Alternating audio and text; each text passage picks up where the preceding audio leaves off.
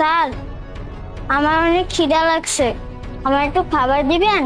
এই এই বাচ্চাটা এনে ঢুকতে দিছে কে? এই আমি এই কাতল মাছের মাথা খাইতেছি, এটা দেখে লোভ দিব না, এনে ঢুকতে দিছে কে? হোটেলের পরিবেশটা নষ্ট করে ফেলেছে। এই বাচ্চা তুই কই থেকে আইছস? স্যার, আমি গরিব মানুষ, আমার সাথে এরকম করেন না স্যার। আমার পেটের খিদার জন্যই তো এই জায়গায় আইছি। তুই বাবা কই থেকে আইছস? আর এই হঠাৎ করে আমার কাছে খাবার চাইছস? এই বাইরে গরম তো, মাথা মুথা গরম হয়ে গেছে। আচ্ছা ঠিক আছে, তুই কি খাবি?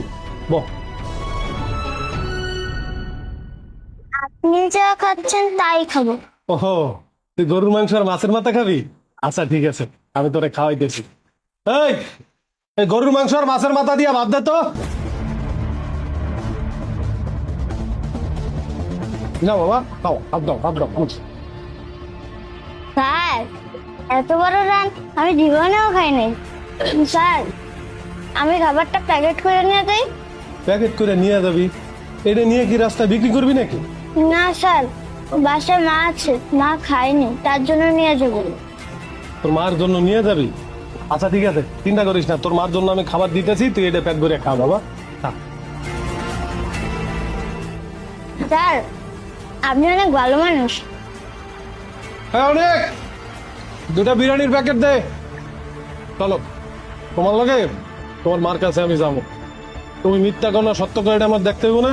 না খাবার নিয়ে তুমি তো বেচে ভালাইতে পারো। আচ্ছা চলো, খাও খাও। আচ্ছা স্যার, আমার বাসা কাছেই, চললেন আমার সাথে। মা, মা, দেখো তোমার জন্য খাওয়ানো এসেছি। কিরে বাবা, তুই আইসোস? তুই এটা লগে করে কারে নিয়ে আইসোস? উনি একজন স্যার, উনি আমার পেট ভরে হোটেলে খাওয়ান খাওয়াইছে। স্যার, আপনি কিছু মনে করেন না, আমার পোলাটা আসলে কিছু বুঝে না। আপনি কিছু মনে করেন না স্যার, আসলে আমার অনেক ভালোবাসা তো। আমি সকাল থেকে কিছু খাই নাই, এর লেগা ও পাগল হয়ে গেছে আমার খাওয়ানোর লেগা। আচ্ছা ঠিক আছে, আমি বুঝতে পেরেছি, আমি কিছু মনে করি। আর কি আর কমু কপালের কথা, আমার এই যে ফুটফুটে সন্তানটা দেখতেছেন না, ও জন্মের পরই ওর বাপ মারা গেছে।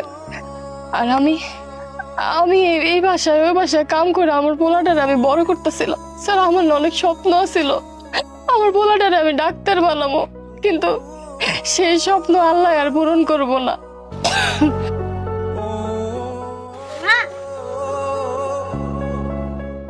বাবা, আমি তো বাঁচতে চাই রে বাবা।